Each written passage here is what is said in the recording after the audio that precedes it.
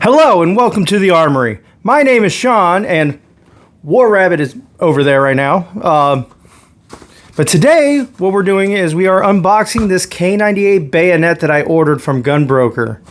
So let's go over to the workbench, see exactly what we got here, and see if we got a good deal for it.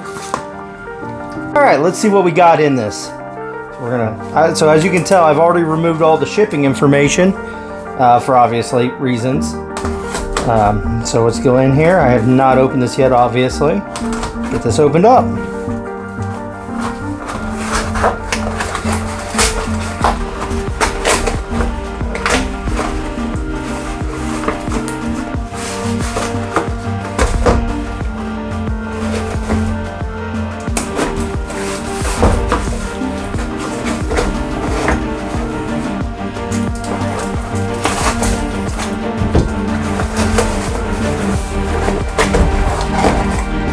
Here we are.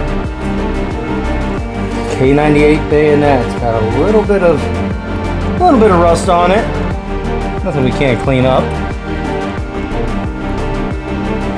But other than that, it's exactly what we were looking for. So,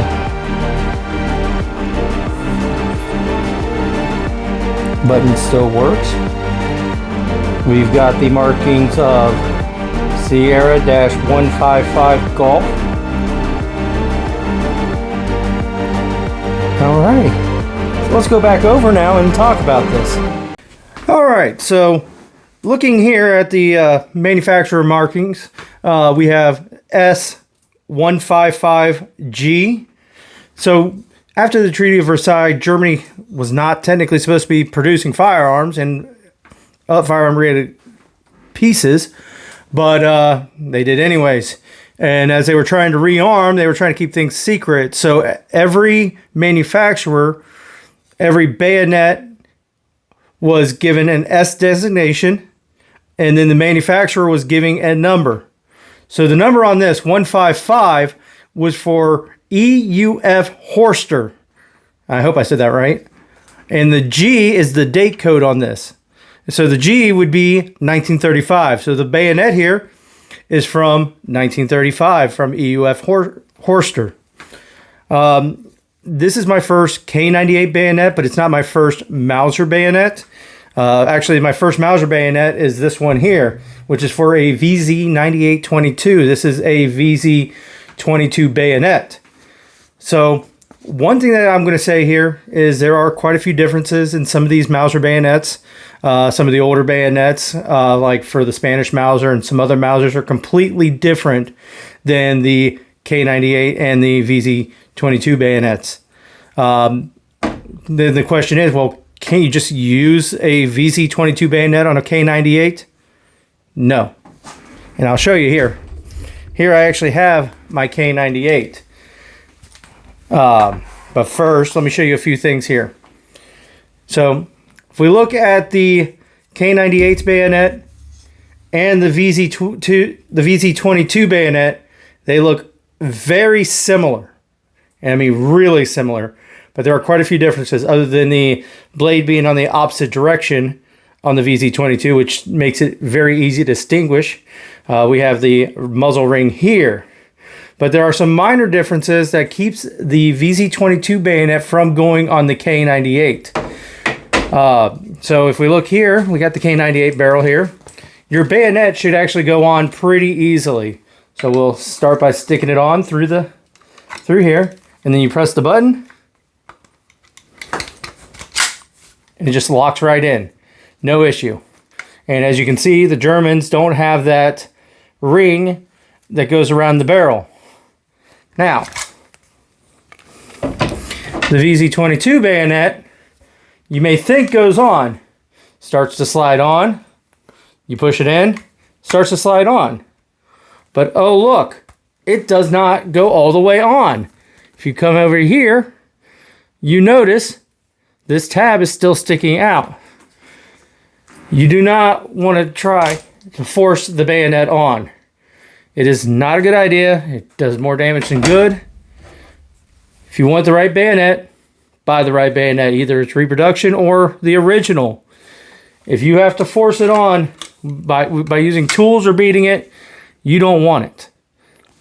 Now, one thing the Germans did during World War II was they would take some of the VZ-24 bayonets, modify them by cutting the ring off, because the VZ-24 was just more updated than the VZ-22, and it was pretty much an identical copy of the K98. So the 98-22, you'll recognize it. It looks a lot like a Turkish Mauser. It did have a similar. Well, let's just put a picture up for you to see the difference between the VZ-22 and the VZ-24. All right. So now we see those differences. The bayonets were just slightly different, and the VZ-24 bayonet could fit on a K98. So one thing I would suggest, if you're at your local gun shop, they got a K98 there, but they're also selling some bayonets, make sure the bayonet fits first. But in reality, if you want a bayonet for your rifle, I wanted a bayonet for my K98 because I like the way it looks, personally. I've always wanted a bayonet for my K98. As you can see, I've got one for the 1903 up there, which is actually a reproduction and not a very good one at that. But we'll talk about that in another video. I'm actually looking for some bayonets for my 1917 and my pattern 14 up there as well. But I've always wanted one for the K98. I got a good deal on this one. Same reason I got the VZ-22 bayonet. It's not that I got it for the K98 because I knew it wasn't going to fit. I knew what it was. But I got it because I couldn't pass up on the price. So now I'm needing a VZ-98-22 to put it on. But I got a question for all of you, because we are going to do a bayonet video one of these days. And my question for you is, do you think that the bayonet still has a place on the modern battlefield? Let me know in the comments below. If you like firearm related content or you wish to learn more, hit that like and subscribe button. Follow us on Facebook and Twitter, and if you wish to support what we do, visit us at thearmoryhub.com. If there's anything you want to see, let us know in the comments below. Links are in the description. We will see you next time at The Armory.